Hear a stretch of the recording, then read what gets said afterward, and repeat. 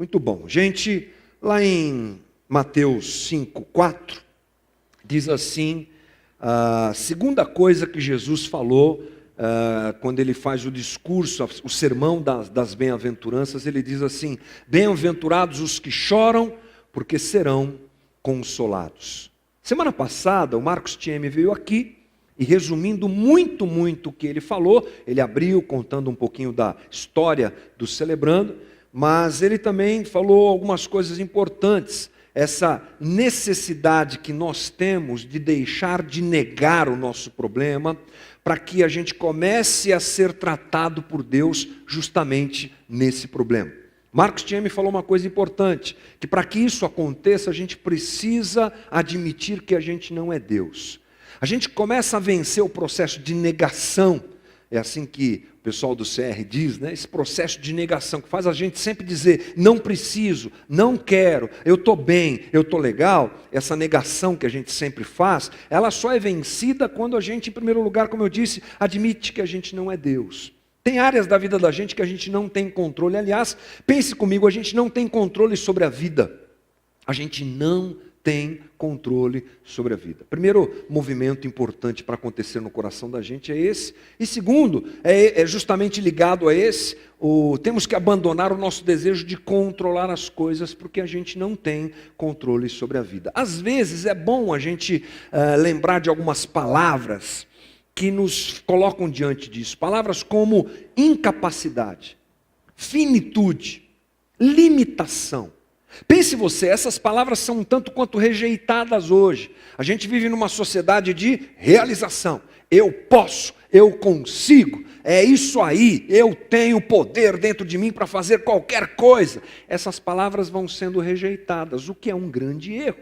Por quê? Porque quando eu rejeito essa percepção de que eu não sou Deus, quando eu rejeito essa percepção de que eu não tenho controle sobre a vida e eu continuo negando o meu problema, sabe o que eu estou fazendo comigo mesmo? Eu estou perpetuando a dor que eu sinto. A negação perpetua a dor. Pense comigo, quanta dor você já carregou, quantas dificuldades você já viveu por coisas que você carrega em você. Estamos falando de quê? De compulsões, de traumas, de coisas que você não domina, de desejos, de problemas psicológicos, emocionais, que já te causaram muita dor. Eles são instrumento para te machucar. A gente que é cristão ainda parece que vive isso de uma forma um pouco mais acentuada, porque a gente quer, mas a gente não consegue. Aí a gente faz o que a gente não queria e a gente chora e sente dor por isso. Não me refiro só a pecados, como geralmente vem na cabeça da gente, mas situações as mais diversas. Não é? Eu não sou muito bom para dar exemplo dessas coisas, o pessoal do CR vai te ajudar melhor. Mas enfim, quando a gente nega que tem um problema, a gente perpetua a dor. Porque a gente vai continuar recorrendo e cair de novo, vamos cair de novo nesse ciclo e o problema vai nos machucar mais e mais e mais. Portanto, a gente precisa dar um basta nessa negação e dizer, opa, é verdade, eu tenho um problema. Eu não consigo controlar essa situação. Eu sou rancoroso, eu sou vingativo, eu sou mentiroso, eu tenho uma compulsão sexual desmedida, eu tenho um problema com traição, eu tenho um problema com dinheiro, Segue a lista. Enquanto a gente não diz isso, foi o que nós pensamos semana passada junto com o time aqui, as coisas ficam muito mais difíceis. O interessante é que essa dor produzida por essas coisas na vida da gente, ela precisa ser bem percebida e administrada por nós. Lembre-se, nós fazemos coisas que não queremos fazer, essas coisas nos machucam, nos ofendem, nos trazem dor. E eu quero falar nessa manhã, dando sequência à ideia, um pouquinho sobre essa dor proporcionada por essas coisas que vivemos e pela própria vida de um modo geral. Você há de convir comigo que a vida é dolorosa. Viver é doloroso. É isso que nós encontramos, inclusive, como realidade absoluta no texto bíblico. Se você não conhece Eclesiastes, entra lá no livro de Eclesiastes e lê com calma, porque é um livro assim que te dá um monte de tapa na cara sobre a realidade da vida.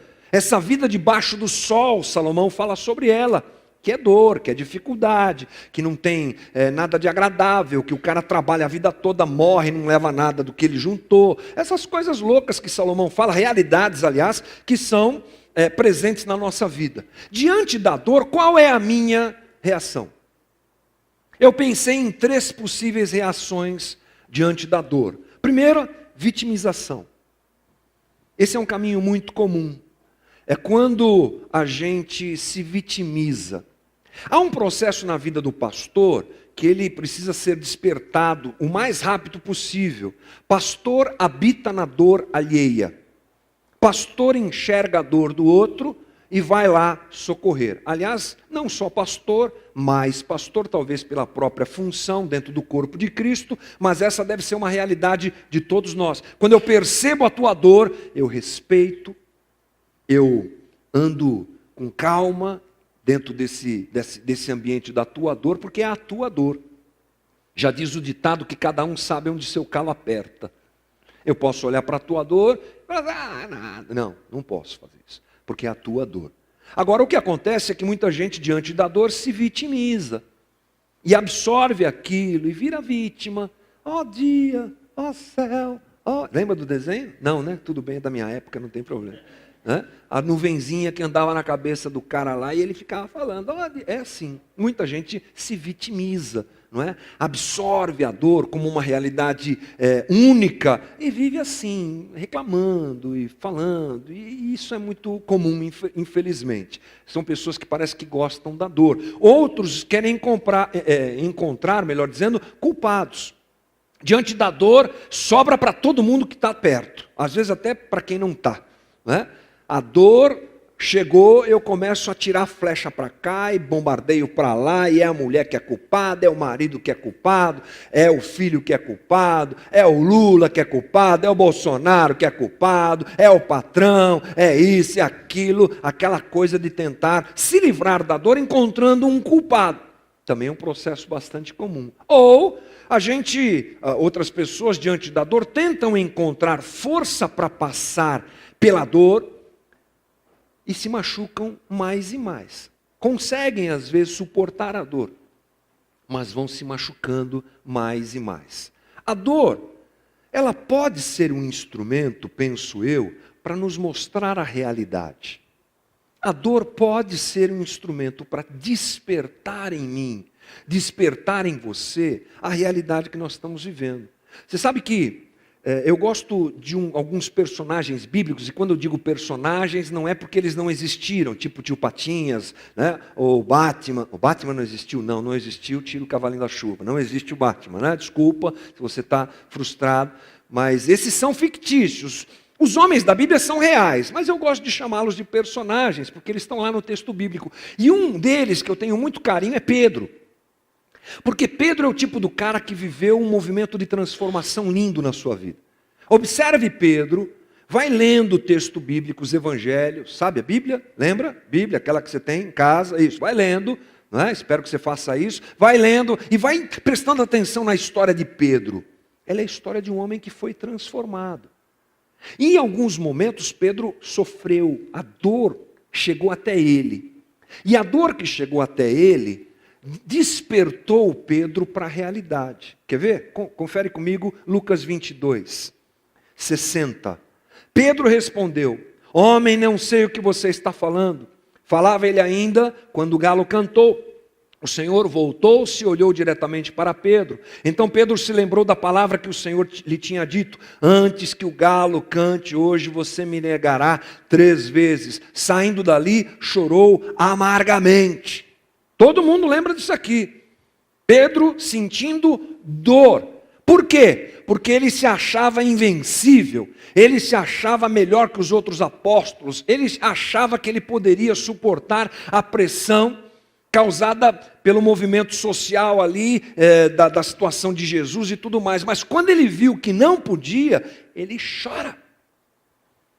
e chora amargamente. O texto é muito profundo. Mas esse choro de Pedro, ele se transforma num instrumento de cura. Porque você vai se lembrar que em João capítulo 21, Pedro se encontra com Jesus, ressurreto. Jesus está vivo, ressurreto, depois da morte. E eles têm uma conversa. Ali é quase que um CR, né, Chico? Aquela conversa, né? Jesus e Pedro conversando sobre o que aconteceu. E Pedro é curado. Ele passa pelo processo da dor e a dor escancara a sua realidade. Ô imbecil, você não entendeu? Você não entendeu que você não é super-homem? Você não entendeu? Você não entendeu que você é frágil, que tem coisas que você precisa de cura? A dor, ela pode ser um antídoto de Deus para a gente parar de negar que a gente tem um problema. Esse é um bom caminho para administrar a dor nesse sentido. A dor como um instrumento de Deus para nos dirigir à sua vontade. A dor como um instrumento de Deus para nos despertar para o que nós estamos fazendo.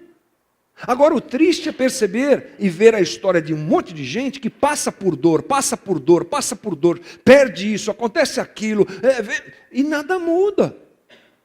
E a dor não é, entre parênteses aqui para nós entendermos, aproveitada como um instrumento que vai me levar àquilo que Deus deseja. E essa é a ideia que a gente quer trazer a você nessa manhã.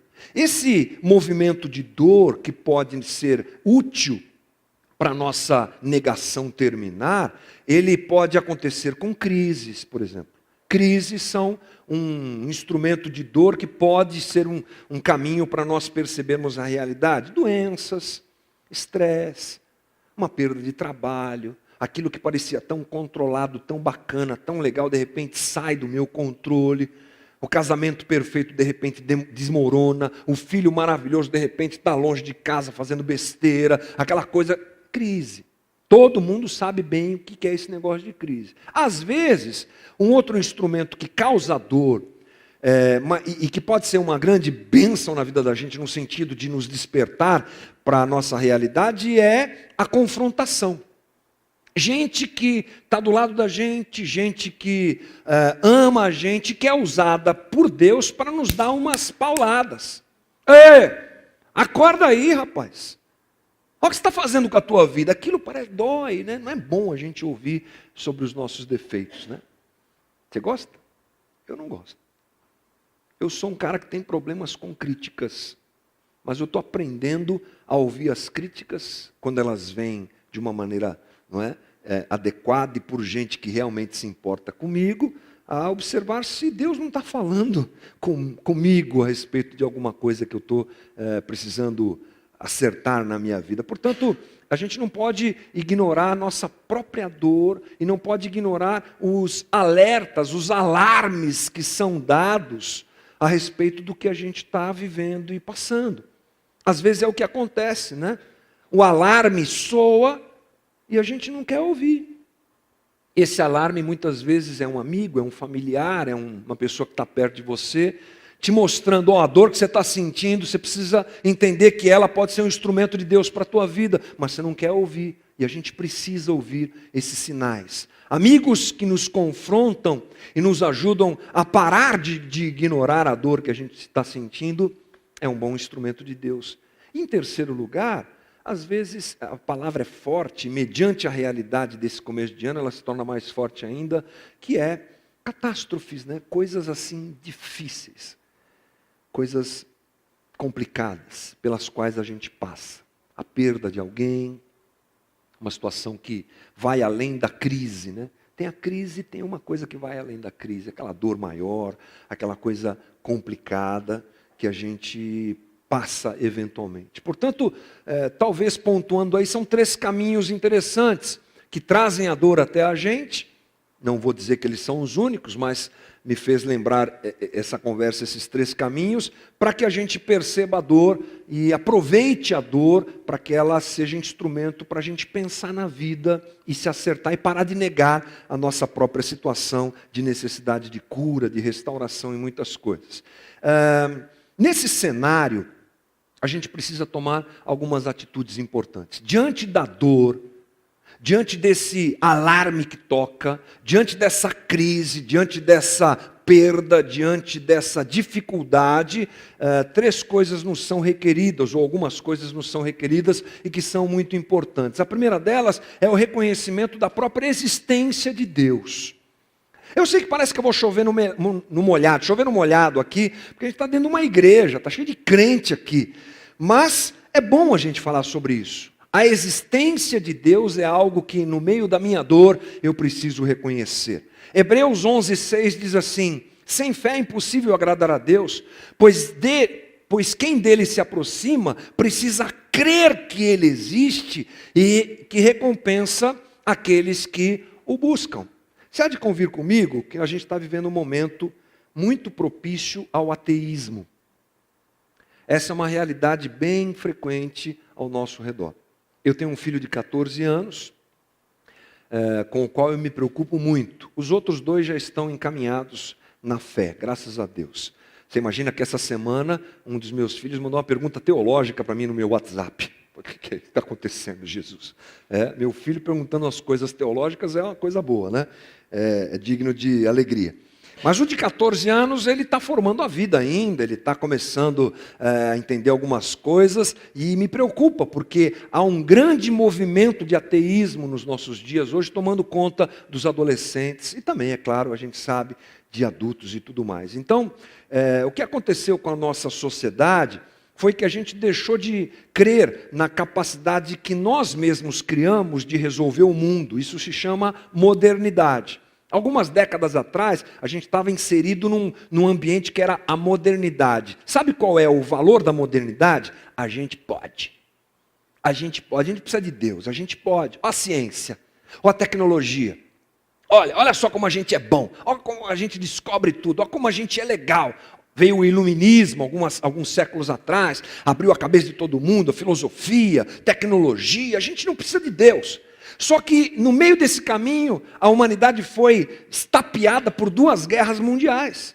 Nunca se matou tanto quanto no auge da modernidade. Quando a gente sabia tudo, a gente percebeu que a gente não sabia nada, que toda a tecnologia que a gente sabia, que a gente tinha, e que todo o conhecimento que a gente tinha, era usado naquele momento para matar o próximo. Isso acabou com a nossa esperança em nós mesmos. Aí nós entramos no que a gente chama de pós-modernidade.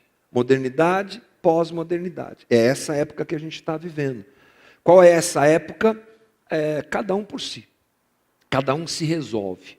Cada um pensa na sua vida, cada um crê no Deus que quer, cada um se satisfaz do jeito que quer. O importante é que você seja feliz. Qual o perigo desse caminho? É que os absolutos se dissolvem, né? Então, para eu atingir a minha felicidade, eu não preciso mais seguir valores absolutos. Eu relativizo esses valores e me adapto a eles. Esse negócio de crer em Deus é bom para você, para mim não é. Não, mas crer em Deus é fundamental, porque Deus existe. Não é bem assim. Então o caminho que nós vivemos hoje é esse. E isso nos coloca num problema. Nós tiramos Deus e não colocamos nada no lugar. Colocamos nada, colocamos outras coisas, colocamos outros valores. Como eu falei, terça-feira nós estamos estudando sobre idolatria. A idolatria é isso, coisas que ocupam o lugar de Deus, basicamente é isso. Mas, até nós aceitarmos efetivamente a existência de Deus, nós não podemos sequer conhecê-lo, e muito menos pedir a sua ajuda. É muito difícil pedir ajuda para estranho, né? Você fica constrangido, né? Com Deus é mais ou menos a mesma coisa. Não dá para eu apresentar essa dor para Ele, porque eu nem conheço. Aliás, eu acho que Ele nem existe. Como é que eu vou traçar esse caminho entre Deus e a minha dor? Não é? E nós não temos nem sequer desculpas para dizer que Deus não existe. Romanos 1:20, Paulo diz assim: pois desde a criação do mundo, os atributos invisíveis de Deus, seu eterno poder e sua natureza divina, têm sido vistos claramente, sendo compreendidos por meio das coisas criadas, de forma que tais homens são indesculpáveis. Não dá para a gente dizer que Deus não existe. Paulo está dizendo isso. Gente, acorda. A criação está dizendo que Deus existe. A moralidade humana está dizendo que Deus existe. Deus está dizendo que existe. É impossível. o homem dizer que Deus não existe. É interessante que me parece ser mais difícil dizer que Deus não existe do que dizer que Ele existe. Tem uma série na Netflix, comecei a assistir essa semana, chama One Strange Rock, uma estranha pedra, né? Tradução hamiltoniana, né? Não sei se está certo, mas é isso aí. Está falando sobre o planeta Terra, está falando sobre a Terra. Ela é narrada pelo Will Smith, sabe, aquele ator americano, muito legal, o cara manda bem pra caramba, e é linda, né, da Nat Geo, umas imagens incríveis. E qual é a ideia da série? Mostrar o planeta Terra, a sua complexidade, e utilizar a narrativa de astronautas que ficaram fora da Terra, não é, orbitando na órbita da Terra, melhor dizendo, observando a Terra. Então é muito legal. E eles dão uns dados que eu não conhecia, umas coisas legais sobre a complexidade, uma coisa que vai gritando que é Deus que está nisso. Gritando, não é? Alguns dados como a questão da gravidade, o lugar onde a Lua está, que ela não poderia estar se a Lua se separar alguns metros da Terra, tudo muda, tudo muito preciso. Todo movimento que a natureza faz é preciso demais. Ele está demonstrando, tem alguém, esse alguém com grandes aspas aqui, que faz tudo isso acontecer, que fez tudo isso acontecer e que mantém tudo isso acontecendo. Quem é esse? É Deus. As qualidades invisíveis de Deus se tornam evidentes na criação. A Bíblia já diz isso há milênios. Salmo 19. Os céus declaram a glória de Deus, o firmamento proclama a obra das suas mãos. Um dia fala disso a outro dia, uma noite o revela a outra noite. Sem discurso nem palavras, não se ouve a sua voz, mas a sua voz ressoa por toda a terra e as suas palavras até os confins do mundo. Nos céus ele armou uma tenda para o sol, que é como um noivo que sai do seu aposento e se lança em sua carreira com a alegria de um herói. Poeta, salmista, né? Falando da criação.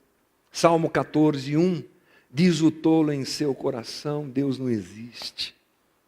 Corromperam-se e cometeram atos detestáveis, não há ninguém que faça o bem.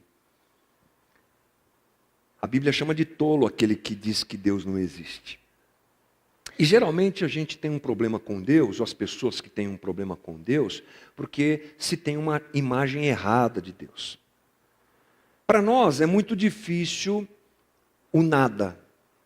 É muito difícil. Como é que eu vou pensar em Deus? Todo mundo que quer encontrar Deus formata uma imagem de Deus.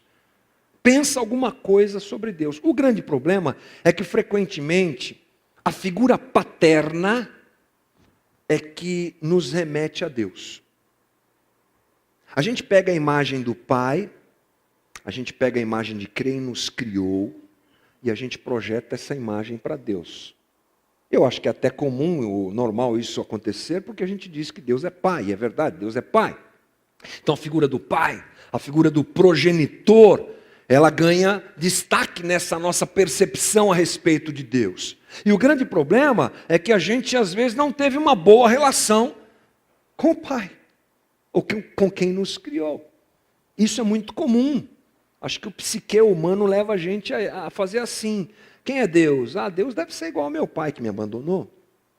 Deus deve ser igual à minha mãe que me espancava e judiava de mim. Deus deve ser igual ao meu pai que me abandonou para poder ganhar mais dinheiro, ou que teve outra família. Deus deve ser como... Então a gente projeta essa imagem na pessoa de Deus, e isso, é claro, faz a gente ter uma resistência muito maior da própria existência do Senhor. O reconhecimento da existência de Deus é importante para que esse processo de alívio da nossa dor, e aí que é o ponto que nós estamos, por quê? Porque só Deus pode fazer isso. Reconhecer a existência de Deus é fundamental para eu lidar com a minha dor que está gritando dentro de mim, porque só Deus pode fazer isso.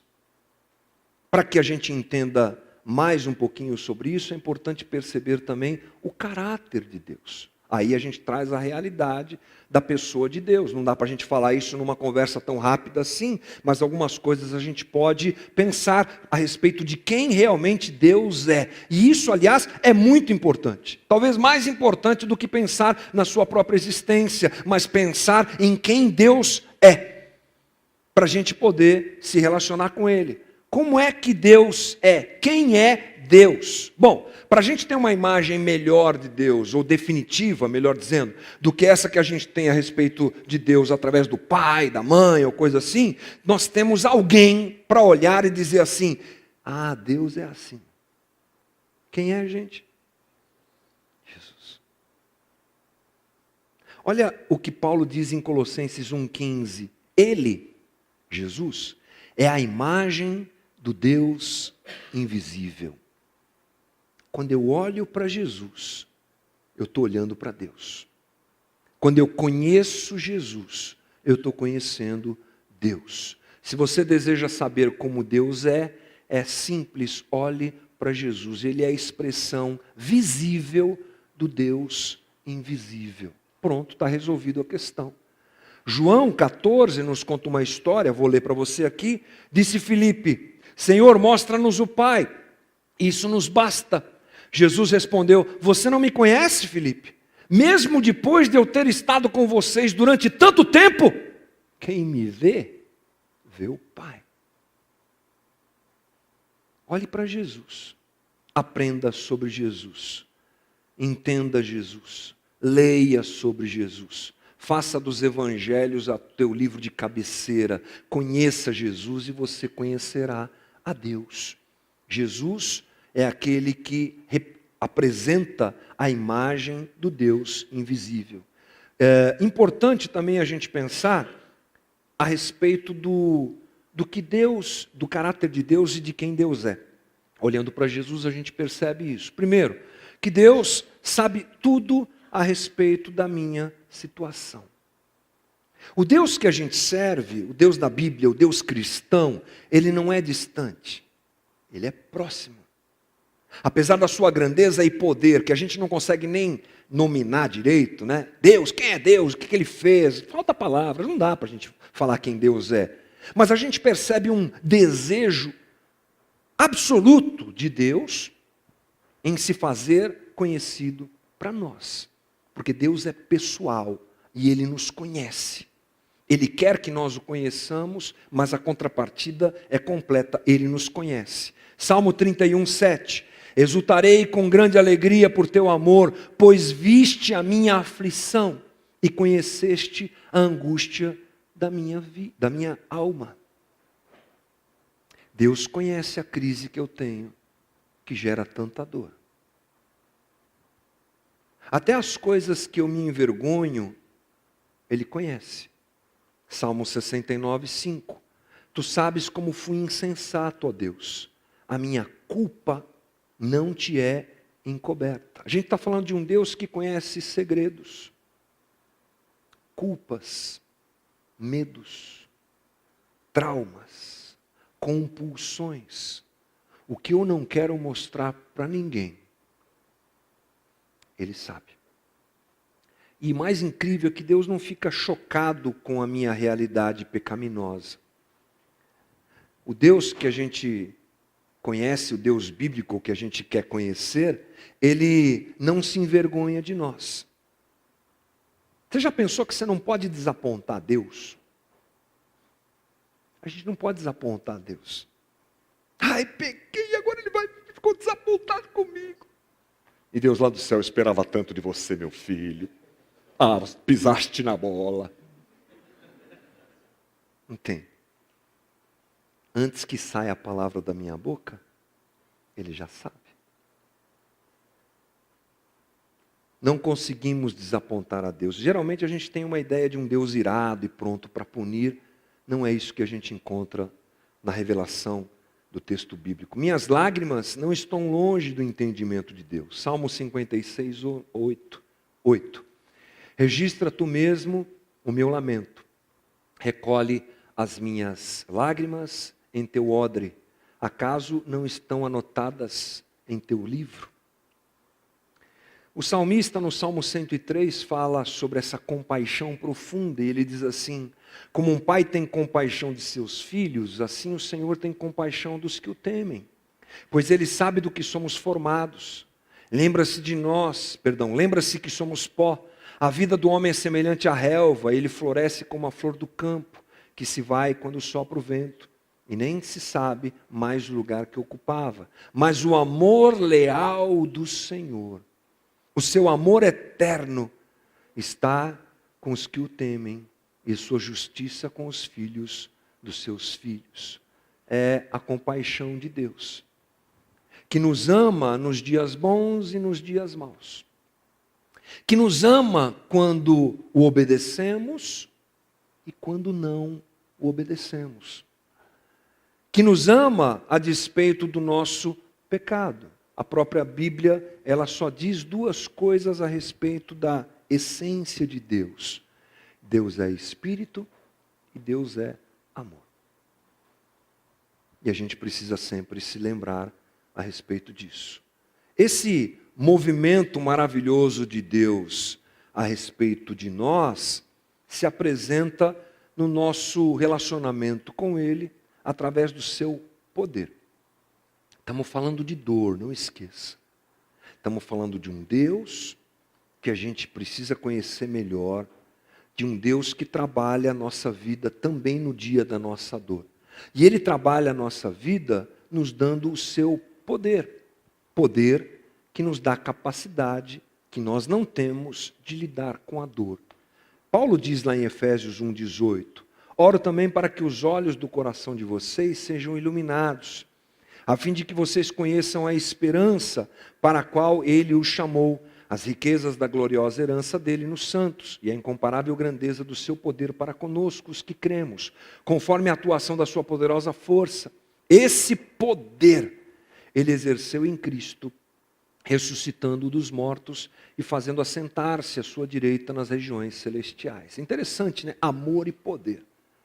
Duas prerrogativas de Deus: amor e poder. Amor que nos envolve, que nos alcança, e poder que é o instrumento para nos transformar. Poder que nós não temos e que se apresenta na pessoa do Espírito Santo que habita em nós e que transforma a nossa vida. É um Deus que age hoje, um Deus que realiza a sua obra na minha vida hoje. Estava conversando com uma pessoa agora há pouco antes da reunião e fiquei feliz em ouvir assim: eu quero ser melhor amanhã do que eu sou hoje. Eu quero melhorar. Né? E melhorar como? Como cristão, como ser humano, como quem quer parecer mais e mais com Jesus Cristo. E essa é a obra que Deus faz na vida da gente. Você há de convir que as nossas compulsões, medos, limitações, pecados escondidos nos afastam da imagem de Cristo, que a gente tem tanto que procurar. Se a gente tem que acreditar que Deus existe, se a gente tem que conhecer o caráter de Deus, a gente tem que, por final, aceitar a oferta de Deus em nos ajudar. Crer, compreender quem Deus é e aceitar o socorro de Deus. A maior parte de nós crê em Deus, mas isso parece que não tem resolvido as nossas situações interiores, né? Se a gente fizer uma enquete aqui, quem crê em Deus? Todo mundo vai levantar a mão, não preciso nem perguntar. Mas a gente continua cheio de tranqueira que produz dor dentro da gente. A gente continua sendo como a gente não deveria ser. Portanto, a gente precisa abraçar a ação de Deus em nos ajudar, em operar na nossa vida uma transformação que só Ele pode fazer. Cuidado! Geralmente a gente pensa que a gente pode lidar com essas coisas, mas a gente não pode. E a rendição a Deus não nos é humanamente natural. A gente não gosta de se render.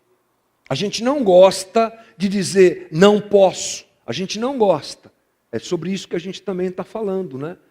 A dor pode ser esse instrumento, portanto, em que a gente se conhece e se reconhece limitado e diz, opa, Deus, chegou a hora. Talvez a palavra que defina isso seja socorro, né? socorro. Eu preciso me conectar com esse poder de Deus. Eu preciso me conectar com essa ação divina. E isso acontece quando eu grito por socorro. Essa talvez seja a palavra mais adequada a essa conversa que a gente está tendo hoje. Lá em Isaías 43 diz assim: quando você atravessar as águas, eu estarei com você. Quando você atravessar os rios, eles não o encobrirão. Quando você andar através do fogo, você não se queimará. As chamas não o deixarão em brasa, pois eu sou o Senhor, o seu Deus, o Santo de Israel, o seu Salvador. Dou o Egito como resgate por você, a Etiópia e Sebá em troca de você. Aqui nós temos uma apresentação do Velho Testamento sobre a ação de Deus na vida do ser humano, na vida da humanidade. E nós sabemos que isso já foi feito na pessoa de Cristo. Ele já nos deu tudo. Amém, irmão? Ele já nos deu tudo. Ele já nos socorreu. O que eu preciso, portanto, hoje, é esclarecer o meu coração a respeito de quem Deus é e do seu grande amor. Para que no meio dessa dor que a gente vive, provocada pelas nossas esquisitices, essa é uma boa palavra, pelas nossas coisas, a gente possa recorrer ao socorro de Deus. E assim o Espírito de Deus que habita em nós, através do seu poder, possa nos ajudar na libertação dessas coisas que a gente teima em carregar, mas que é melhor que a gente não carregue. No meio da dor, provocada pelas minhas esquisitices, eu preciso me lembrar que Deus existe. Eu preciso me lembrar do caráter de Deus. Eu só posso conhecer Deus olhando para Cristo. E quando eu olho para Cristo, eu vejo o quê? Eu vejo amor, eu vejo entrega, eu vejo longanimidade, eu vejo Deus. E quando eu reconheço Jesus como Salvador, alguma coisa louca acontece, o Espírito Santo vem habitar em mim, e no meio da minha dor eu preciso ter a coragem. Eu uso o termo coragem porque parece que isso se encaixa bem ao momento que a gente vive de super-homens. Eu preciso ter a coragem de dizer: Senhor, me socorre. Porque eu preciso me libertar dessas coisas. Eu preciso parar com isso. Está me matando, está me machucando, está me ferindo, está te ferindo também. A nossa relação está sendo afetada. Eu preciso largar a mão dessas coisas. E quem vai fazer a obra é o Espírito Santo de Deus na vida da gente. Essa é uma ótima manhã, portanto, já encerrando a nossa conversa, para todos nós aqui gritarmos por socorro. Para todos nós olharmos para a dor produzida pelas nossas esquisitices e dizermos: Senhor, me socorre. Você lembra o que está escrito em Romanos 7? Está escrito bastante coisa, né? É um capítulo inteiro.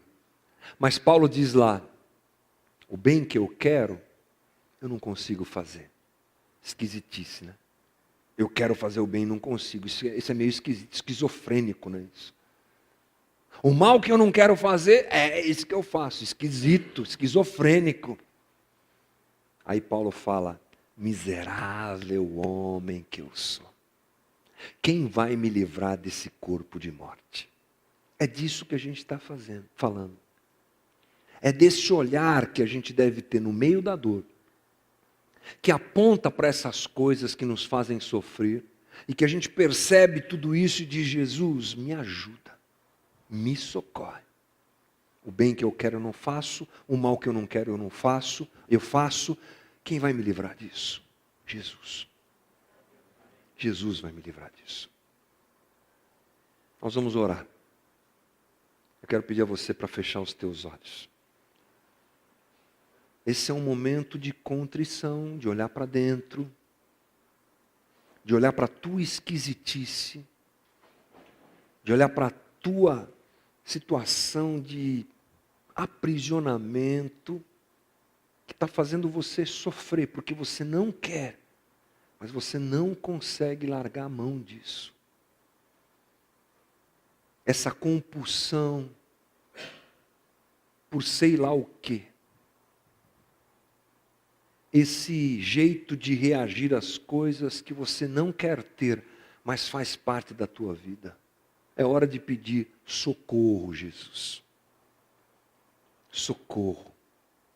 Tem misericórdia de mim. Essa é a nossa oração agora. Vai olhando para isso. Vai olhando para quanto a pornografia faz mal para você. Vai olhando para quanto essa compulsão por dinheiro está fazendo mal para você. Vai percebendo o quanto esse apego, aquilo que você não deveria se apegar, te machuca. Observa a dor, sente a dor. Lembra das noites que você chorou, lembra das vezes que você confessou, lembra das vezes que você magoou pessoas e que isso fez tão mal para você. Encara essa dor, perceba essa dor e deixe que o Espírito de Deus, através desse movimento, te faça perceber que sozinho você não consegue. É isso que nós esperamos que aconteça nessa manhã, Senhor. Nós esperamos um movimento que o Senhor está fazendo aqui e que vai nos levar a pedir socorro. Tem misericórdia de nós, Senhor. Tem misericórdia de nós. Tem misericórdia de mim. Tem misericórdia de mim, Senhor. Tem misericórdia dos meus irmãos, das minhas irmãs. Nos ajuda, nos socorre. A gente não consegue fazer isso sozinho. E olhando para o Senhor Deus tão grandioso, te observando através de Cristo Jesus, percebendo o teu amor incomparável, a gente hoje quer te dizer, vem ao nosso socorro. Vem ao nosso socorro. Se essa é a tua oração, eu quero te convidar a ficar de pé. Como eu já estou de pé aqui, porque essa é a minha oração. Se essa é a tua oração, fica de pé comigo. Isso, fica de pé comigo. Muito bom. Amém. Do jeito que você se sente à vontade, vamos ter um momento de oração. O pessoal da banda pode vir. Você tem um momento de oração com Deus. Nós vamos agora nos derramar e pedir socorro, Senhor. Nos socorre, nos ajuda. A gente não consegue sozinho. Nos socorre. Espírito de Deus, eu te peço, tem misericórdia de nós. A gente já tentou tantas vezes na nossa força. A gente já tentou tantas vezes no nosso poder, na nossa condição humana. Hoje a gente olha para a dor e percebe que não dá. Não dá. Eu não consigo sozinho. Eu preciso do Senhor. Que essa confissão chegue até o Senhor. Que essa confissão seja real. Que essa confissão seja autêntica do coração de cada um de nós aqui. Homens aprisionados,